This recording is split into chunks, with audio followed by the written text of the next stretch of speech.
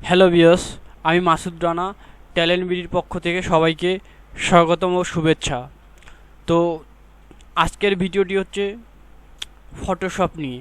তো যারা graphic designer তাদের রুল মেনটেন করে আমি আমার চ্যানেলে ভিডিওগুলো দিতে থাকবো, আর আপনারা টাইম টু টাইম দেখতে থাকবেন। তো আজকের বিষয়টি হচ্ছে ফটোশপে কালার ব্যালেন্স। ফটোশপে কিভাবে একটি ইমেজ কালার ব্যালেন্স করা যায়। তো আজকে এই বিষয়টি নিয়ে টিউটোরিয়ালটি হবে। তো চলুন শুরু করা যাক।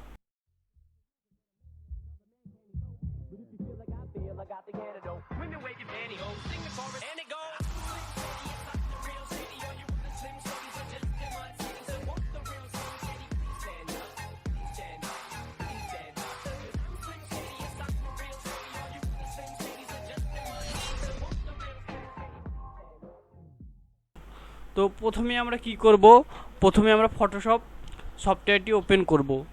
তো আমরা ওপেন করে নেই সফটওয়্যারটিতে ডাবল ক্লিক করলে একটু সময় নেবে, সময় নিয়ে ওপেন হবে।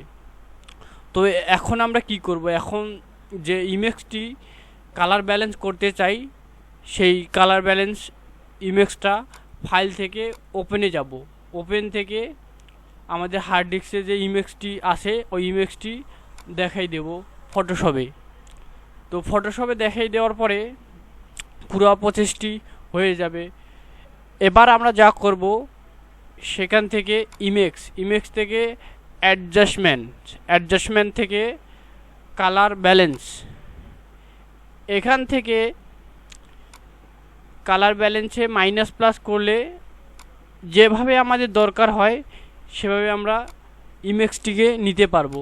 তো এইখানে মাইনাস প্লাস করতেছি, ডিফল্ট অবস্থায় যেটা থাকে সেটা মাঝ বরাবর থাকে। তো আমরা মাইনাস প্লাস করে দেখি কী রকম পরিবর্তন হচ্ছে।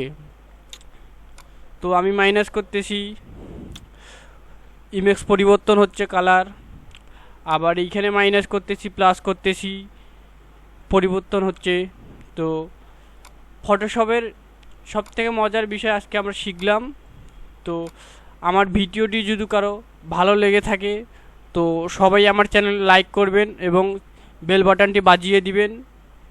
তো মেন বিষয় হচ্ছে আমাদের যখন যেটা প্রয়োজন ডিফল্ট অবস্থায় মাঝ বরাবর থাকে, তো আমাদের এটার যদি প্রয়োজন হয় তো এখান থেকে আমরা ওকে বক্সে ওকে করে দেব, ইমেজটি সেট আপ হয়ে যাবে।